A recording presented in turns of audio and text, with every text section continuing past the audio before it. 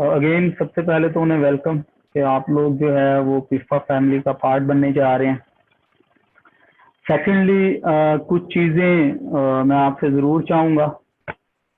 एक तो मैं ये ज़रूर पूछना चाहूँगा आप लोगों से कि आप में से कितने स्टूडेंट्स ऐसे हैं जो इससे पहले बिजनेस स्टडीज पढ़ चुके हैं, like I com B com वगैरह जिन्होंने किया हुआ है, या ए लेवल्स में, या इस तरह से बाकी जो है डी कॉम वगैरह किया हुआ है। तो ये आपके पास ना रेज हैंड की ऑप्शन है, तो आप सारे बच्चे जरा मुझे हैंड रेज करके दिखाएं ताकि मुझे आइडिया हो कि कितने बच्चे हैं जो कॉमर्स बैकग्राउंड के साथ हैं और कितने बच्चे ऐसे हैं जो कॉमर्स बैकग्राउंड के साथ नहीं हैं।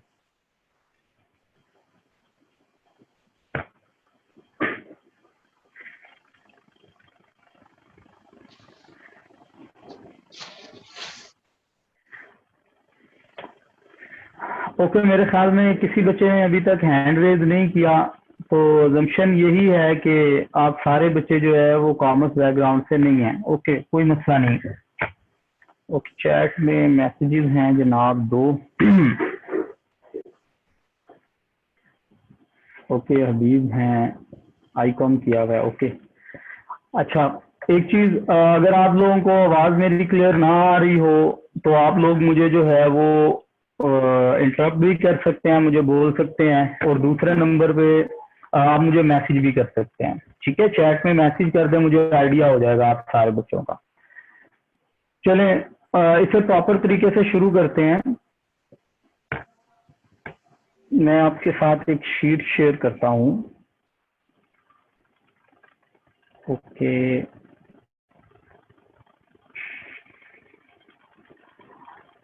अच्छा, ये हेड ऑफिस में से जी मुझे अलाउ करें स्क्रीन शेयर करने के लिए।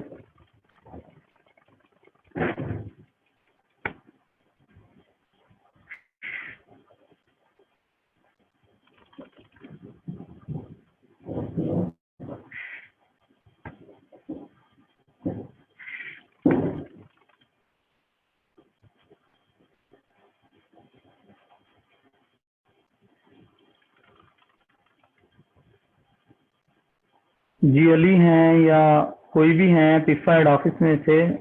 अच्छा, सर आपको थैंक अलाउ यू, कर दिया हो गया सर। जी। जी थैंक यू जी, थैंक यू।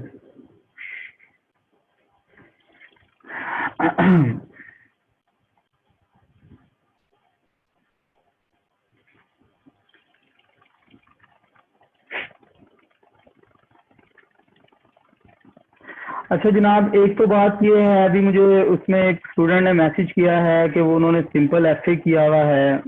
देखें, एक चीज ध्यान में रखें कि आप लोग जो है वो एक प्रोफेशनल एजुकेशन की तरफ आ रहे हैं। ठीक है, जब प्रोफेशनल एजुकेशन में आएंगे तो यहाँ पे आपको बेसिक से ही चीजें पढ़ाई जाएंगी। ठीक है, अब लाइक अभी मैं आप लोगों के साथ शेयर करता हूँ इसका पूरा प्लान कि ये जो आप लोग सब्जेक्ट पढ़ने जा रहे हैं बेसिकली इसकी सिग्निफिकेंस क्या है। ठीक है, तो जनाब अगर आप सब्जेक्ट की सिग्निफिकेंस के हवाले से बात करते हैं तो ये आपका सब्जेक्ट आएगा रिलेटेड टू फाइनेंशियल अकाउंटिंग। ठीक है, तो ये आपकी असल में बेसिक अकाउंटिंग है, ये आपकी बेसिक अकाउंटिंग है। ठीक है,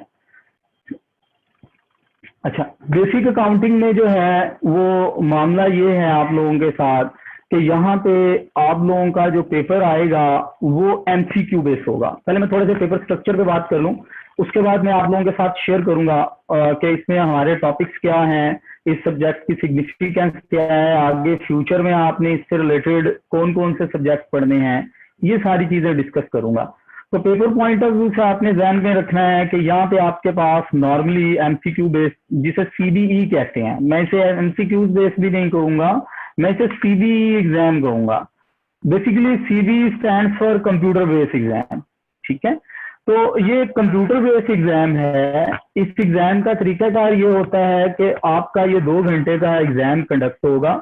उस 2 घंटे के एग्जाम में आप लोगों के पास 50 एमसीक्यूज होते हैं, उनमें एमसीक्यूज भी होंगे मतलब डिफरेंट ऑप्शंस होती हैं, उन्हें आपने जो है वो उनका आंसर करना होता है।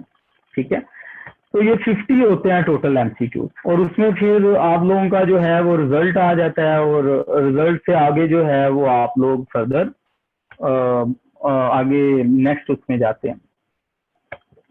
अच्छा देखें, आप लोग पहले लेवल के अंदर पढ़ते हैं बेसिक अकाउंटिंग, ये लेवल 1 में आप लोगों ने पढ़नी है मेरे साथ, ठीक है। लेवल 1 के अंदर हम लोग पढ़ेंगे बेसिक अकाउंटिंग। इसी तरह से जब आप इससे नेक्स्ट लेवल में जाते हैं तो आपके पास लेवल 2 आता है। लेवल 2 के अंदर आपका सब्जेक्ट आता है फाइनेंशियल अकाउंटिंग का, ठीक है। फाइनेंशियल अकाउंटिंग का सब्जेक्ट आएगा आपके पास लेवल 2 में नहीं, बल्कि ये अब चला गया लेवल 3 में, ठीक है। अब ये लेवल 3 में चला गया, तो लेवल 3 में जाके आप लोग पढ़ते हैं फाइनेंशियल अकाउंटिंग, और उसके बाद फिर जब आप लोग लेवल 4 पे जाते हैं तो लेवल 4 पे आप लोग फिर इससे भी एडवांस पढ़ते हैं, जिसे हम फाइनेंशियल रिपोर्टिंग बोलते हैं, ठीक है।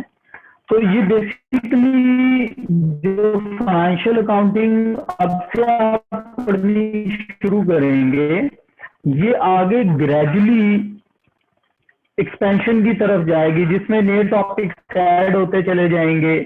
आपका जो पेपर है वो पेपर आपका स्ट्रक्चर बेस होता चला जाएगा, वहां पे स्ट्रक्चर्ड पेपर देंगे आप फुल फ्लैट। तो बेसिक अकाउंटिंग से मूव करेंगे टुवर्ड फाइनेंशियल अकाउंटिंग, और फिर फाइनेंशियल अकाउंटिंग से फाइनेंशियल रिपोर्टिंग की तरफ। तो बेसिकली ये जो फाइनेंशियल अकाउंटिंग शुरू होगी, ये आपके चौथे लेवल पे जाके फाइनेंशियल रिपोर्टिंग की शक्ल में जाके एंड हो जाती है। तो बेसिक जो अकाउंटिंग है इसका समझना हमारे लिए जरूरी है।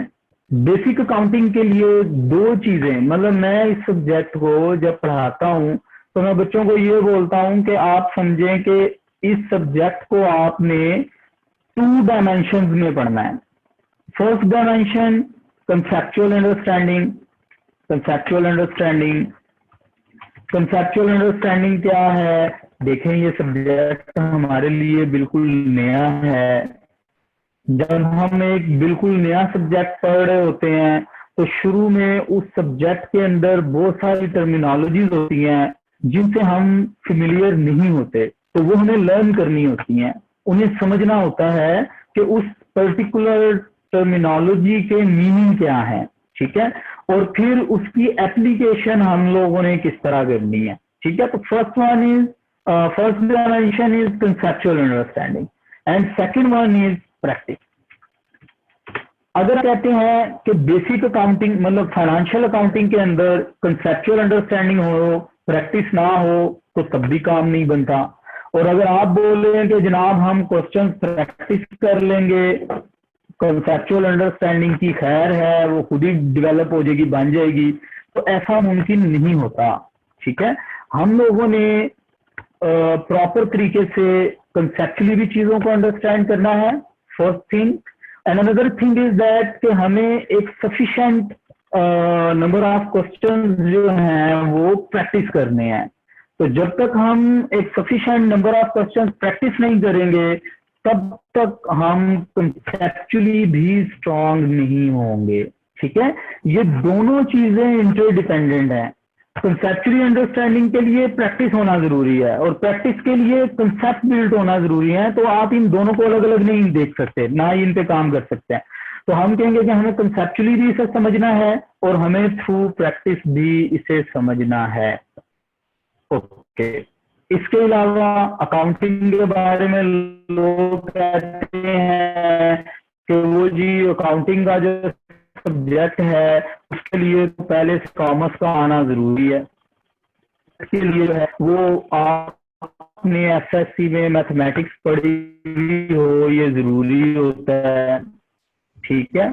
या इसी तरह से इसके बारे में बोला जाता है कि जनाब ये न्यूमेरिकल काम है सारा, तो इसके लिए तो जो बैक एंड पे है मैथमेटिक्स, स्टैटिस्टिक्स और इस तरह की चीजें हैं वो हमें चाहिए होती हैं।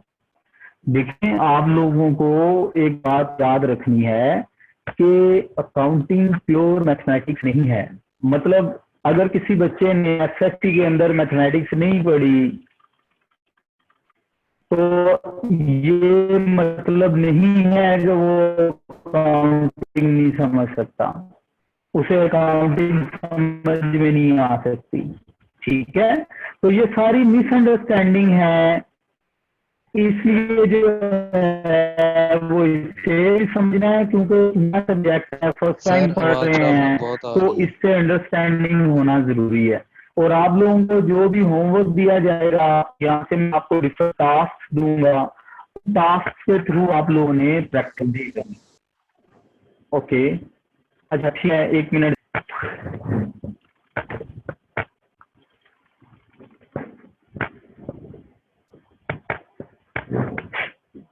जी बेटा आप देखें,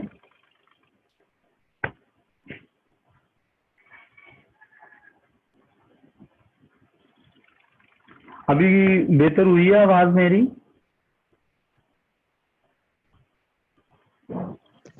जी सर अब कुछ बेहतर हुई है। चलें, इंशाल्लाह अभी ज्यादा बेहतर हो जाएगी इंशाल्लाह।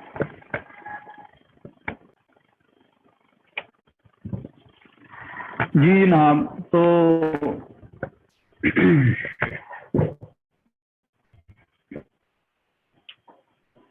अच्छा, इसमें अभी स्टिल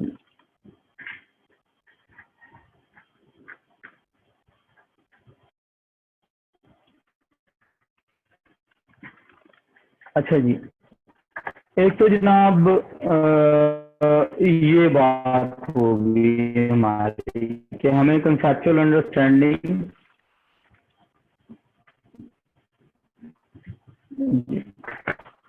तो एक तो ये बात होगी कि हमें कंसेप्चुअल अंडरस्टैंडिंग के साथ साथ प्रैक्टिस भी जो है उससे भी थोड़ा सा डिस्कस करूंगा, और फिर हम अपने सब्जेक्ट उसकी नेचर क्या है, ठीक है, उसे हम लोगों ने कैसे समझना है क्या बेसिकली अकाउंटिंग। तो इससे पहले मैं आप लोगों के साथ शेयर करता हूँ आप लोगों का सिलेबस। ये सिलेबस इंशाल्लाह ग्रुप में आप लोगों को मिल जाएगा, जो आप लोगों का व्हाट्सएप ग्रुप बना है, ग्रुप में ये सिलेबस आप लोगों को मिल जाएगा। प्लस आप लोगों का जो भी टाइम टेबल होगा वो भी आप लोगों को कम्युनिकेट सर कर आपकी दिया वॉइस क्लियर जाएगा। नहीं है सर, ठीक आपकी है, आवाज नहीं आ रही सर। तो जनाब आप लोगों का बेसिक अकाउंटिंग का लेवल 1 का सब्जेक्ट है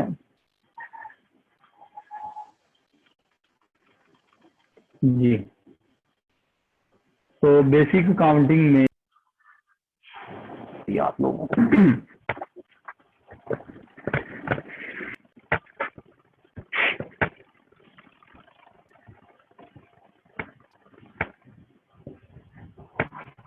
जी बच्चे अब देखें जरा, अब भी क्लियर नहीं है सर आवाज। असल में यहाँ पे ना, असल में यहाँ पे थोड़ा सा मसला ये है कि यहाँ पे हुए हैं बादल। मैं इसे रीजाइन करता हूँ, शायद मीटिंग को कुछ बेहतर हो जाए।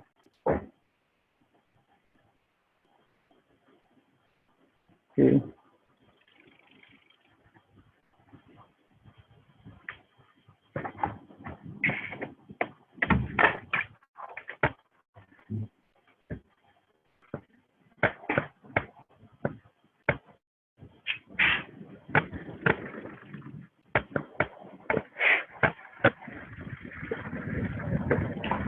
यार अब चेक करें जरा, अभी कुछ बेहतर हुई है आवाज मेरी? जी सर बेहतर है पहले से। अब ठीक है, ठीक है, 1 मिनट दे मुझे जरा।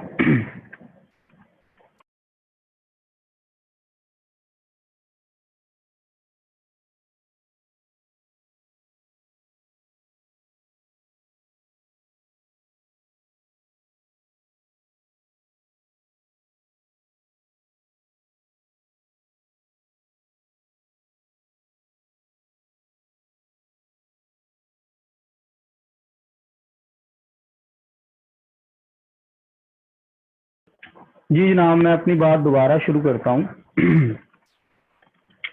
देखें, हमारा जो सिलेबस है, अगर हम अपने सिलेबस पे बात करते हैं, ये वेटिंग रूम में जी, अगर हम अपने सिलेबस पे बात करते हैं तो बेसिकली हमारे सिलेबस के अंदर अगर आप इसे चेक करें तो ये लेवल 1 में बेसिक अकाउंटिंग, इस बेसिक अकाउंट के ये तकरीबन कोई 8 जो हैं वो आउटकम्स हैं।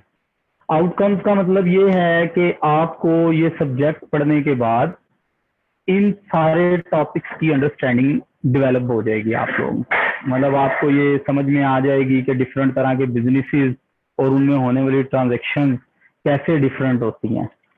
आप लोगों को समझ आ जाएगी कि जर्नल एंट्रीज जो हम बिजनेस ट्रांजैक्शन से रिलेटेड पास करते हैं और फिर उससे आगे चल के डिफरेंट टर्म्स यूज होंगी। आपको बताया जाएगा लेजर्स बनाए जाते हैं, आपको बताया जाएगा ट्रायल बैलेंस बनाया जाता है, वो कैसे बनता है। इसी तरह से आप लोगों को करेक्शन ऑफ एरर्स से बात की जाएगी, कंट्रोल अकाउंट से बात की जाएगी, इनकम्प्लीट रिकॉर्ड से बात की जाएगी। देखें, अब मैं ये जितनी चीजें बोल रहा हूँ ये सारी चीजें आप लोगों के लिए न्यू हैं। रीजन क्योंकि इससे पहले आपने अकाउंटिंग पढ़ी नहीं है, इसलिए अब मैं जो नई टर्मिनोलॉजी बोल रहा हूँ आप अभी उससे फेमिलियर नहीं है। तो आहिस्ता आहिस्ता जब हम ये सब्जेक्ट सीखते चले जाएंगे तो with the passage of time हमारी ये लर्निंग होगी कि ये सारी चीजें क्या थी, ये टर्मिनोलॉजीज क्या थी और हमें इसके बारे में किस तरीके से अंडरस्टैंडिंग लेनी थी। तो ये वजह आपकी स्पेसिफिकेशन ग्रिड है। इस स्पेसिफिकेशन ग्रिड के अंदर आपके टोटल सिलेबस को 4 हिस्सों में डिवाइड किया गया है। ठीक है, आपके सिलेबस को टोटल 4 हिस्सों में डिवाइड किया गया है। ये सामने उसकी वेटेज लिखी हुई है, weightage 8 to 12, 35 to 45, 20 to 30, 20 to 30।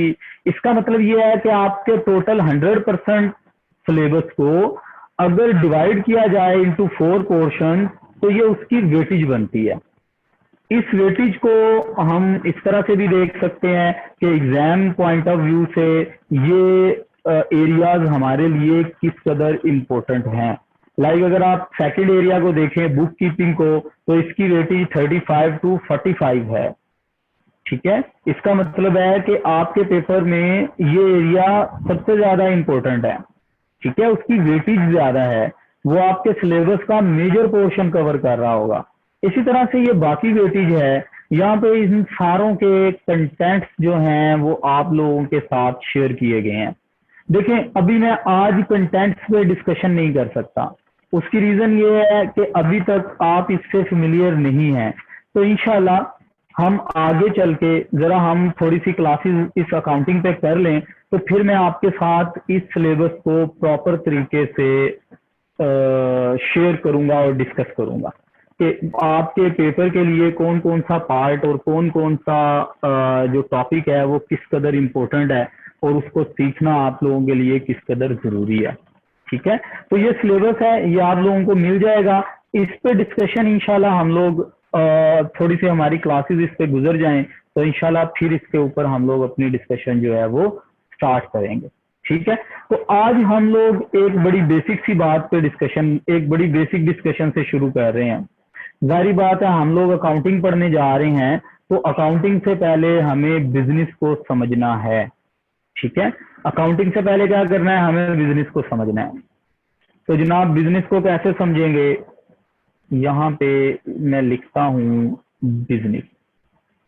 अच्छा, मैं आप लोगों से ये चीज रिक्वायर करूंगा कि क्लास में आप लोगों की तरफ से पार्टिसिपेशन होनी चाहिए। ठीक है, आप लोगों की जितनी अच्छी पार्टिसिपेशन होगी आपकी लर्निंग उतनी अच्छी होगी। ठीक है, इसमें कतई आप लोगों ने ये नहीं समझना कि जी वो मुझे तो आंसर नहीं आता तो मेरे क्लास फेलोज क्या सोचेंगे, ऐसा नहीं है। अब हमें अपना एटीट्यूड भी प्रोफेशनल करना है। अब हम प्रोफेशनल एजुकेशन में आए हैं तो हमें प्रोफेशनली ही बिहेव करना है। ठीक है, तो देखिए मुझे ये बताएं आप लोग कि बिजनेस को कैसे डिफाइन कर सकते हैं आप, बिजनेस क्या होता है। कोई भी स्टूडेंट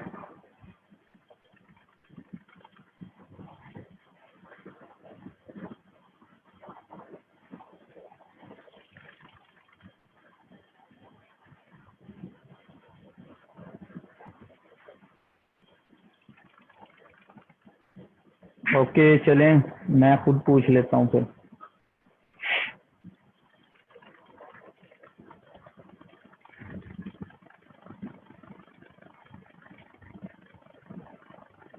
अच्छा चलें मुझे ये बताएं जी, यहाँ पे हमारे साथ जो है वो पार्टिसिपेंट्स में इस टाइम 27 लोग हैं।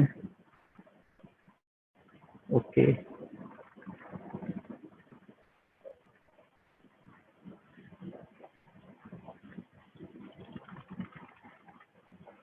और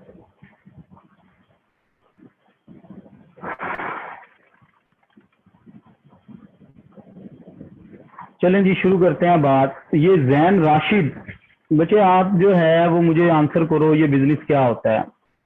जैन राशिद।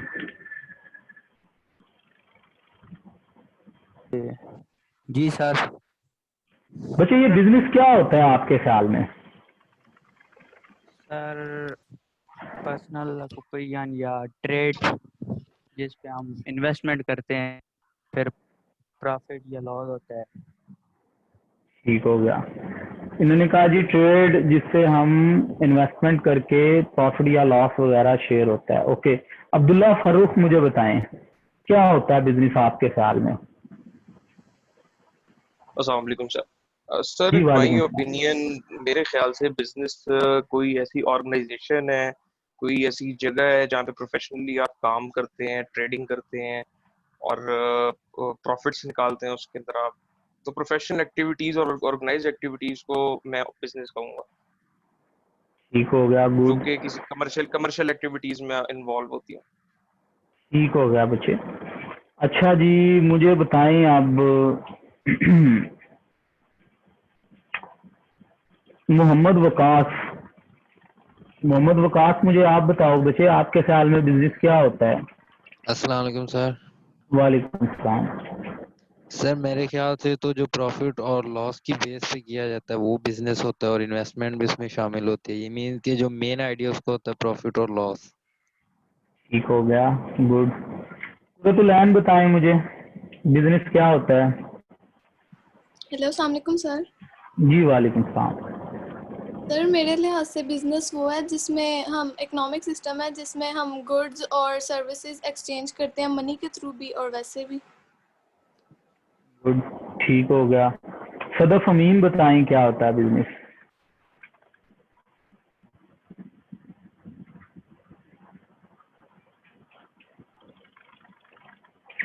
अच्छा अगर किसी बच्चे का माइक नहीं चल रहा होगा ना, कोई इशू नहीं है, मैसेज कर दिया करें मुझे, ठीक है? निजामुद्दीन बताएं मुझे क्या होता है बिजनेस? निजामुद्दीन।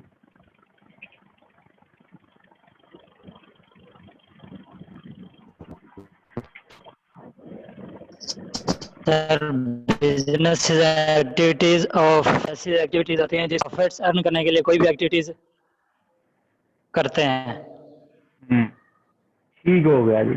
ओके जी, आप सारे लोगों ने आंसर जो है वो ठीक दिए हैं, ठीक है? हम बिजनेस को बड़े सिंपल तरीके से डिफाइन कर लेते हैं कि यार बिजनेस क्या होता है। हम कहेंगे कि जनाब बिजनेस होता है, अगर इसे बिल्कुल सिंपली डिफाइन किया जाए तो हम कह सकते हैं set of activities to earn profit. मतलब सबसे बेसिक सी सिंपल सी इसकी डेफिनेशन हम कर सकते हैं कि बिजनेस क्या है, ये सेट ऑफ एक्टिविटीज है, ठीक है? और किस मकसद के लिए है? टू अर्न प्रॉफिट, ठीक है? अच्छा कुछ लोग, अच्छा फिर इसमें इन एक्टिविटीज को हम लीगल कह लेते हैं। जब लॉ में जाएंगे तो लॉ में जाके हम कहेंगे कि ये वो लीगल एक्टिविटीज का वो सेट है जो हम प्रॉफिट अर्न करने के लिए जो है वो यूज करते हैं। अच्छा अब अगर मैं इस बिजनेस को डिवाइड करूं, मैं कहता हूं जी कि जो बिजनेस है इसको 3 हिस्सों में डिवाइड किया जा सकता है। Your voice is not fine. यार ये सारे लोगों को मेरी आवाज ठीक नहीं आ रही है या कुछ लोगों के साथ ये मसला है? ठीक आ रही है आवाज। बच्चे वही ना, क्योंकि बाकी लोग कुछ बच्चे जो है वो मुझे मैसेज कर रहे हैं कि मेरी आवाज क्लियर नहीं आ रही। तो ऐसा मुमकिन है कि क्योंकि मेरे पास सिग्नल जो है वो फुल हैं इस टाइम डिवाइस पे, ठीक है? तो आज इधर बादल भी हुए हुए हैं तो शायद इस वजह से हो सकता है कि थोड़ी सी डिस्टॉर्शन हो आवाज में। अदरवाइज मेरी कोशिश है कि डिस्टॉर्शन ना हो। सर क्लियर आपकी आवाज सर क्लियर आ रही जी ठीक हो गया जी, थैंक यू। अच्छा जी, हम लोग बिजनेस को डिवाइड कर सकते हैं 3 हिस्सों में ओनरशिप के हवाले से, ठीक है।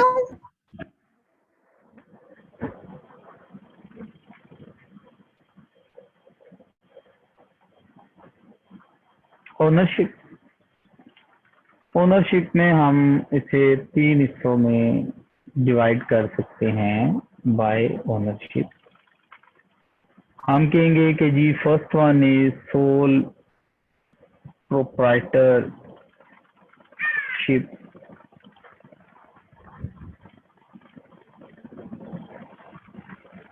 पार्टनरशिप,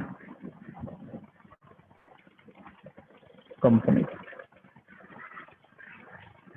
ठीक है। हम इसे 3 हिस्सों में डिवाइड कर सकते हैं कि अगर बिजनेस की ओनरशिप की बात की जाए तो बाय ओनरशिप इसे 3 हिस्सों में डिवाइड किया जा सकता है। उसमें सोल प्रोप्राइटरशिप है, पार्टनरशिप है और कंपनी है, ठीक है। इसके अलावा और कंपनीज हैं। अच्छा, सोल प्रोप्राइटरशिप में क्या होता है? सोल प्रोप्राइटरशिप के अंदर सिंगल ओनर होता है।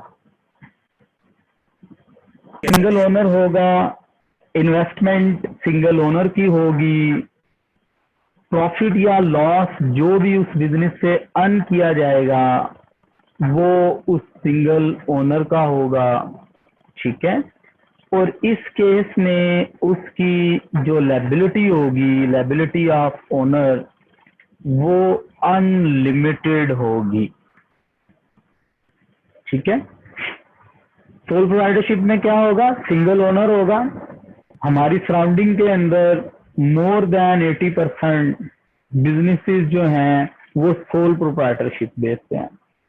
एक ही बंदा बिजनेस का मालिक है, सारे पैसे वो खुद इन्वेस्ट करता है, उस बिजनेस से होने वाला जो भी प्रॉफिट या लॉस होता है वो भी वो खुद ही इंजॉय करता है। और लायबिलिटी से क्या मुराद है? लायबिलिटी से मुराद है कि वो इंडिविजुअली, मतलब वो खुद से लायबल होगा किसी भी लायबिलिटी के लिए जो उसके बिजनेस ने पे करनी है। मतलब क्या है कहने का? कहने का मतलब ये है कि सबसे पहले सीखें लायबिलिटी क्या होती है। लायबिलिटी को हम कहते हैं ऑब्लिगेशन टू पे इन फ्यूचर। इसको मैंने बड़ी डिटेल में डिस्कस करना है आपके साथ। आज सिर्फ इसको इस तरह समझ लें कि अगर मैं आप लोगों से 10,000 रुपीज लोन ले लूं तो वो लोन मैंने आपको फ्यूचर में वापस करना है। तो ये जो लोन मैंने आपको वापस करना है ये मेरी लायबिलिटी है, ठीक है। तो जो ऑब्लिगेशन हम लोगों ने इन फ्यूचर पे करने होते हैं वो सारे ऑब्लिगेशन हमारे लायबिलिटीज कहलाते हैं, उसको हम लायबिलिटी बोलते हैं। और अनलिमिटेड का होने का क्या मतलब है? फॉर एग्जांपल मैंने एक शॉप बनाई, वो शॉप बनाने के लिए मैंने बैंक से लोन लिया। अब जाहिर बात है जब मैंने बैंक से लोन लिया तो ये लोन मुझे फ्यूचर में बैंक को वापस करना है, तो वो जो लोन मैंने बैंक से लिया है वो मेरे लिए लायबिलिटी बन गया।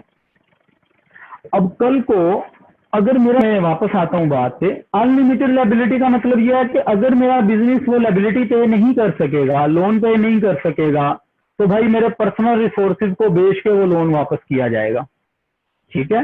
This is called unlimited liability, ठीक है।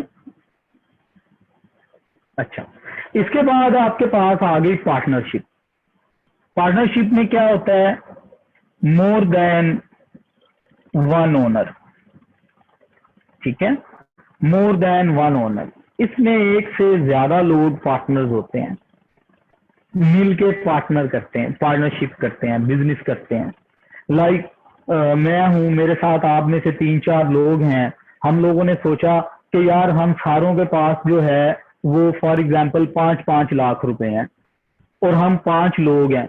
हम सोचते हैं कि यार अगर हम इंडिविजुअल बिजनेसेस करें तो 5 लाख के बिजनेस में इतना ज्यादा प्रॉफिट अर्न नहीं होगा जितना कि अगर हम पार्टनरशिप बिजनेस करें। क्यों?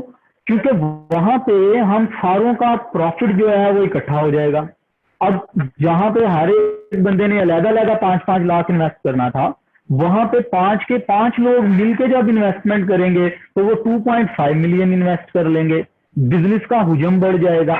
जब बिजनेस का हुजम बढ़ेगा तो बिजनेस का प्रॉफिट ज्यादा होगा, और वो जो प्रॉफिट होगा वो पार्टनर्स आपस में प्री डिफाइंड रेशो के मुताबिक जो है वो डिस्ट्रीब्यूट कर लेंगे। ठीक है, लाइक अगर 5-5 लाख रुपए 5 लोग इन्वेस्ट करते हैं तो इसका मतलब है कि बिजनेस से जो प्रॉफिट होगा वो 5 लोगों में इक्वली डिस्ट्रीब्यूट कर दिया जाएगा। ठीक है, तो यहाँ पे मोर देन वन ओनर होता है। हाँ, जब आप लॉ में जाएंगे और इसको देखेंगे पार्टनरशिप एक्ट 1932 में, तो वहां पे आपको कंडीशन मिलेगी कि मिनिमम जो है वो एक से ज्यादा मतलब 2 होते हैं, और मैक्सिमम इस केस में 20 होते हैं। 20 से ज्यादा लोग पार्टनरशिप बिजनेस में नहीं होते। ठीक है, फिर यहाँ पे इन्वेस्टमेंट कौन करता है? यहाँ पे बच्चे इन्वेस्टमेंट ऑल पार्टनर्स करते हैं। मतलब जाहिर बात है जितने लोग हैं वो सारे पार्टनर करते हैं इन्वेस्टमेंट। ठीक है, यहाँ पे जो आपको प्रॉफिट या लॉस होता है, यहाँ पे जो आपको प्रॉफिट या लॉस होता है वो आप लोगों का प्रॉफिट या लॉस रेशो के मुताबिक डिस्ट्रीब्यूट होता है। जैसे मैंने आपसे कहा 5 लोग हैं, 5-5 लाख इन्वेस्ट करेंगे तो 1:1:1:1:1:1 से डिस्ट्रीब्यूट कर लेंगे वो आपस में। ठीक है, तो प्रॉफिट या लॉस रेशो के अकॉर्डिंग प्रॉफिट या लॉस आपका डिस्ट्रीब्यूट हो जाता है।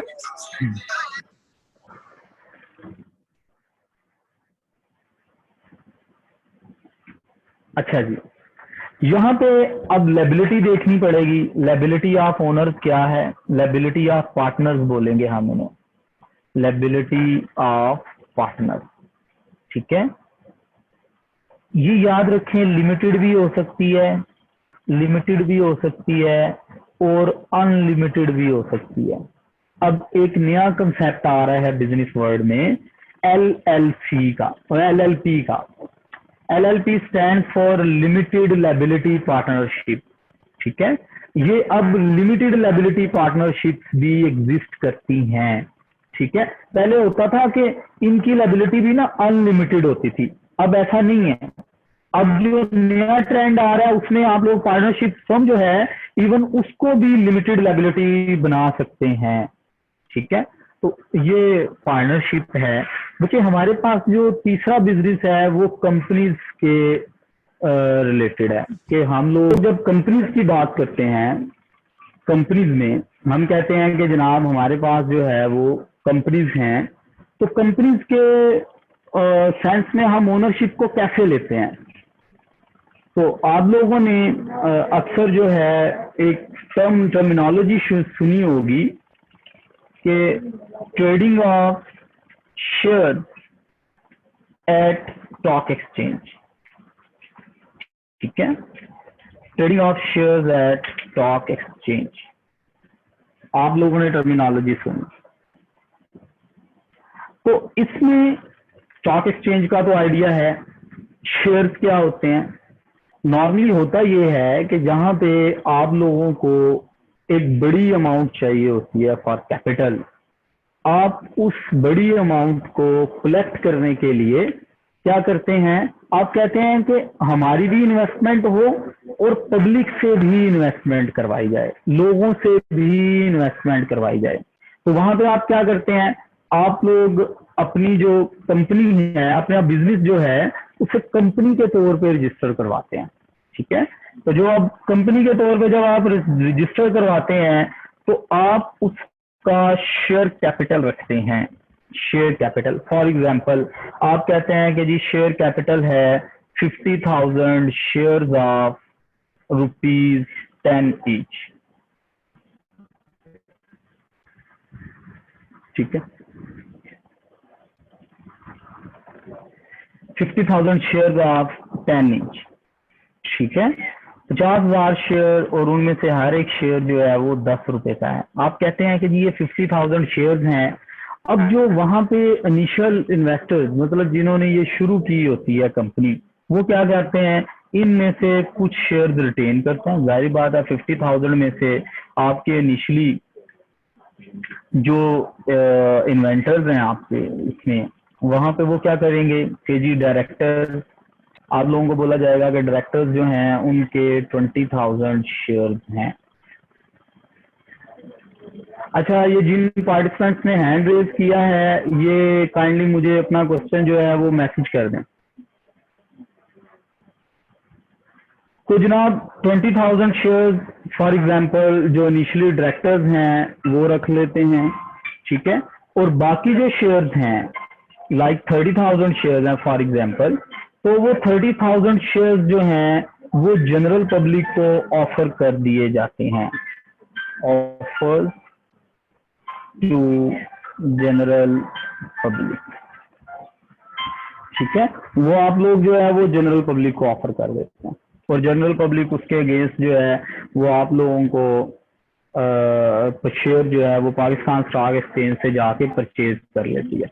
वहां पे प्रॉफिट कैसे होता है?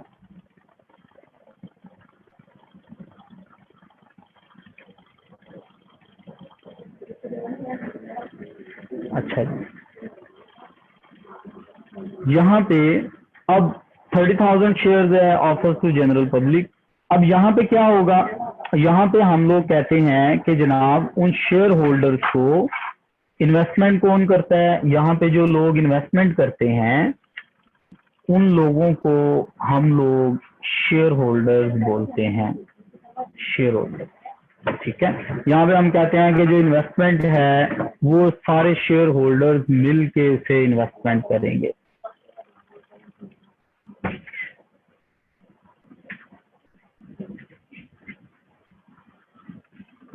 ओके जी, यहाँ पे है कि अगर किसी पार्टनर को बिजनेस से आउट करना चाहें तो बिल्कुल कर सकते हैं जी। वो पार्टनरशिप एग्रीमेंट होता है आपका, उस एग्रीमेंट के अकॉर्डिंग आप लोग किसी भी पार्टनर को रिटायर कर सकते हैं बिजनेस से, फ्रॉम द बिजनेस। तो सारे इन्वेस्टमेंट जो है वो शेयर होल्डर्स मिलके करते हैं और यहाँ पे जो आपको प्रॉफिट दिया जाता है वो इन शेप ऑफ डिविडेंड दिया जाता है। मतलब आप कहते हैं कि जो प्रॉफिट आपको मिलेगा वो डिविडेंड की शक्ल में मिलेगा। तो हम नॉर्मली ये पढ़ते आए हैं कि जो प्रॉफिट होता है हमारी किसी भी कंपनी का, एट द एंड वो कंपनी जब शेयर होल्डर्स में डिस्ट्रीब्यूट करती है तो उस प्रॉफिट को डिविडेंड का नाम दिया जाता है, ठीक है। जैन राशिद बच्चे, आपने कहा है कि लायबिलिटी की समझ नहीं आई। लायबिलिटी को हम लोग इंशाल्लाह आगे जाके डिटेल में पढ़ेंगे। आज मैंने लायबिलिटी के बारे में जस्ट ये बात की है कि लायबिलिटी आपका वो ऑब्लिगेशन है, वो जिम्मेदारी है जिसे आपने फ्यूचर में पे करना है। लाइक अगर मैं बैंक से लोन ले लेता हूँ, वो लोन मुझे फ्यूचर में बैंक को वापस करना है, लिहाजा वो लोन जो मैंने वापस करना है वो लोन मेरे लिए लायबिलिटी बन जाएगा, ठीक है। आज सिर्फ इतना ही समझेंगे लायबिलिटी के बारे में। अच्छा जी, बाय ओनरशिप में ये बाकी सारी चीजें आ गई। इसके अलावा जो है यहाँ तक ये बाय ओनरशिप में ये 3 तरह के बिजनेसेस थे हमारे पास, ठीक है। ओके, एक तो आज का लेक्चर ओनरशिप के हवाले से यहाँ तक कंप्लीट हो गया। दूसरी बात, बुक्स के हवाले से थोड़ी सी मैं बात कर लूँ आप लोगों के साथ। जो बुक्स हैं, हमने इनिशियली ये काम करना है कि हम लोगों ने सीए में कैफ लेवल 1 की बुक है, CA CAF 1, introduction to accounting, introduction to accounting, हम लोगों ने ये बुक यूज करनी है, इंट्रोडक्शन टू अकाउंटिंग, ठीक है। इसके अलावा जो है वो आप लोगों को मैं 2 बुक्स और भी प्रोवाइड करूंगा जी। हसन बच्चे, यहाँ पे डिविडेंड आप पूछ रहे हैं कि डिविडेंड क्या होता है। देखें, जब कंपनी को प्रॉफिट होता है ना तो वो शेयर होल्डर्स में प्रोपोर्शंस में डिवाइड करती है। फॉर एग्जांपल, अगर एक कंपनी जो है उसको प्रॉफिट होता है 1 लाख रुपए का, ठीक है, किसी कंपनी को प्रॉफिट होता है 1 लाख रुपए का, हम देखेंगे कि उस कंपनी के नंबर ऑफ शेयर्स कितने थे। तो हमें पता चला कि नंबर ऑफ शेयर्स थे उसके 50,000, इसका मतलब है 1 लाख का प्रॉफिट हुआ और 50,000 उसके शेयर हैं। तो अब कंपनी ये 1 लाख रुपया जो उसे प्रॉफिट हुआ है वो इन शेयर होल्डर्स में डिवाइड करेगी। लिहाजा वो जो हर एक शेयर होल्डर को प्रॉफिट का हिस्सा मिलेगा उसे डिविडेंड बोलेंगे। मतलब 1 लाख रुपए प्रॉफिट है डिवाइडेड बाय 50,000 शेयर हैं, तो हम कहेंगे कि डिविडेंड जो है वो ₹2 पर शेयर है। ठीक है, ₹2 पर शेयर है, ये डिविडेंड होता है। अच्छा बच्चों, बुक्स पे थोड़ी सी बात मैं कर रहा था। बुक्स में हम CA CAF 1 introduction to accounting ये बुक यूज करेंगे। इसके अलावा मैं आप लोगों को एक बुक और रिकमेंड करूंगा, बिजनेस अकाउंटिंग बाय वॉल्यूम 1। ठीक है, इसका जो ऑथर है वो फ्रैंक वुड है, फ्रैंक वुड। ठीक है, ये इंटरनेट से बड़ी आसानी से अवेलेबल है, आराम से मिल जाती है, इसमें कोई मसला नहीं होता आप लोगों को। हाँ, एक दफा आप लोगों की क्लास जरा थोड़ी सी अलाइंड हो जाए, मुझे पता चल जाए कि ये क्लास के जो एक्चुअल स्टूडेंट्स हैं वो कौन कौन से हैं, तो मैं फिर इंशाल्लाह आप लोगों का गूगल में क्लासरूम में जो है वो एक ग्रुप बनाऊंगा। उस ग्रुप के अंदर मैं आपके साथ ये किताबें शेयर करूंगा। ठीक है, PDF फॉर्म में मैं शेयर करूंगा। जो बच्चे PDF से फॉर्म में स्टडी कर सकेंगे PDF में कर लें, अदरवाइज अगर आप लोग ये प्रिंट आउट लेना चाहते हैं तो आप प्रिंट आउट भी ले सकते हैं। ठीक है, तो इंशाल्लाह वो आप सारे लोगों को जो है ये बुक्स मिल जाएंगी। इंट्रोडक्शन टू अकाउंटिंग हमने बेसिक जो हमारी कोर बुक होगी वो CA CAF 1 introduction to accounting होगी। ठीक है, उसके अलावा जो दूसरी बुक हमने क्लास में यूज करनी है that is business accounting volume 1, और ये बाय फ्रैंक वुड है। ये वैसे मिल जाती है लेकिन बहरहाल मैं आपसे शेयर करूंगा। इसके अलावा कुछ नोट्स होंगे जो मैं आप लोगों के साथ शेयर करूंगा, वो बहरहाल वो मेरे अपने नोट्स हैं, क्लासेस में मैं यूज करता हूँ, तो आप लोगों के साथ भी वो सारे नोट्स जो हैं वो मैं यूज करूंगा। तो ये बुक्स हम लोगों ने यहाँ से इसकी प्रिपरेशन करनी है, और इंशाल्लाह आप लोगों के साथ जो है वो टाइम टेबल वगैरह शेयर हो जाएगा। नेक्स्ट क्लास आपकी जब होगी तो उसके अंदर जो है हम लोग इसको प्रॉपर तरीके से शुरू करेंगे। लाइक आज मैंने आप लोगों को थोड़ा सा बिजनेस के बारे में बताया कि ओनरशिप के हवाले से ये कितनी तरह के होते हैं। तो नेक्स्ट क्लास में हम इसको एक्टिविटी के पॉइंट ऑफ व्यू से देखेंगे कि अगर हम एक्टिविटी के पॉइंट ऑफ व्यू से बात करें तो ये कितनी तरह के होते हैं, और फिर हम देखेंगे कि अकाउंटिंग का इन बिजनेस की टाइप से क्या ताल्लुक है, मतलब किस किस्म का बिजनेस है और हम उसके लिए उस अकाउंटिंग को किस तरीके से यूज करेंगे। ठीक हो गया? तो आज के लिए बहरहाल इतना ही था ये लेक्चर। आज थोड़ा सा इंट्रो था, इंट्रो में मैंने थोड़ा सा आप लोगों को ये एक्सप्लेन कर दिया है कि बुक्स कहाँ से यूज करनी है। पेपर आपका MCQ बेस होना है। ठीक है, ये मैं आपके साथ क्लास में शेयर भी कर लूंगा, जो भी आपकी गूगल क्लासरूम होगी उसके अंदर हम बना लेंगे, और आपके जो स्टूडेंट रजिस्टर्ड होंगे उन लोगों को उसकी एक्सेस दे दी जाएगी। बाकी अगर आप लोगों का कोई क्वेश्चन है तो चैट में मुझसे पूछ लें, अदरवाइज फिर इंशाल्लाह नेक्स्ट क्लास में आपसे मुलाकात होगी।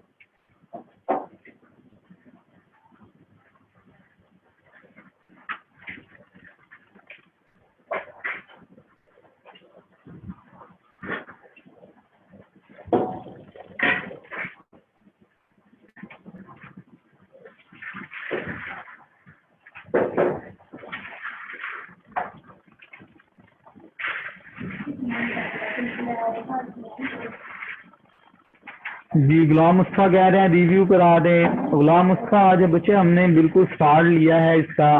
आज इसके अंदर मैंने सिर्फ आप लोगों से एक चीज सिर्फ डिस्कस की है कि बिजनेस क्या होता है और बिजनेस को हम ओनरशिप के हवाले से कितने हिस्सों में डिवाइड कर सकते हैं, किन टाइप्स में बल्कि डिवाइड कर सकते हैं। ठीक है, तो उसमें मैंने 3 तरह के बिजनेसेस पे बात की है, सोल प्रोप्राइटरशिप पे, पार्टनरशिप पे और कंपनीज पे। ठीक है, इनके बारे में थोड़ा सा मैंने बता दिया है कि सोल प्रोप्राइटरशिप में एक ही ओनर होता है, सारी इन्वेस्टमेंट उसकी है, प्रॉफिट या लॉस उसी का है। पार्टनरशिप में एक से ज्यादा लोग पार्टनर्स हैं, इन्वेस्टमेंट सारे मिलके करते हैं, जो भी प्रॉफिट या लॉस होता है वो इन सारों में डिस्ट्रीब्यूट हो जाता है। और जो कंपनीज हैं उस केस में शेयर होल्डर्स के दरमियान प्रॉफिट डिस्ट्रीब्यूट किया जाता है। वो जो प्रॉफिट डिस्ट्रीब्यूट किया जा रहा होता है उसे हम लोग डिविडेंड बोलते हैं, ठीक है, उसे हम लोग डिविडेंड बोलते हैं। अच्छा जी, आशर शहजाद कह रहे हैं आई कैप इंट्रोडक्शन की बुक सही है। जी बिल्कुल ठीक है, ठीक है जी। वो आप लोगों का जो है वो आई कैप का अगर स्टडी टेक्स्ट आप यूज कर लेते हैं कैफ 1 का तो वो सफिशिएंट है, आपका सारा सिलेबस उसमें से कवर हो जाएगा सवाए एक टॉपिक के, दैट इज इनकम्प्लीट रिकॉर्ड, तो उसके लिए हम अलग से कर लेंगे इससे।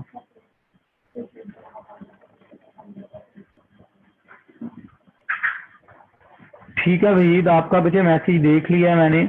आप लोगों को रिकॉर्डेड लेक्चर्स जो हैं वो प्रोवाइड कर दिए जाएंगे। वो आप लोगों ने बल्कि ये अभी इधर हेड ऑफिस से भी लोग हैं वो सुन रहे होंगे, वो आप उनसे राब्ता कर लेंगे, वो मिल जाएगा। सिलेबस मिल सकता है पीडीएफ में, इब्राहिम बिल्कुल मिल सकता है। ये जरा थोड़ा सा आपकी क्लास डिफाइन हो जाए ना कि कौन कौन से लोग हैं, तो ये बल्कि सिलेबस आपके व्हाट्सएप ग्रुप में आज ही शेयर कर दूंगा मैं।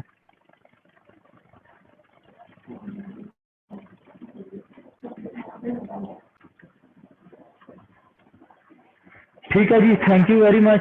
आज के लिए इतना ही था। इंशाल्लाह नेक्स्ट क्लास में आप लोगों से मुलाकात होगी। अल्लाह हाफिज।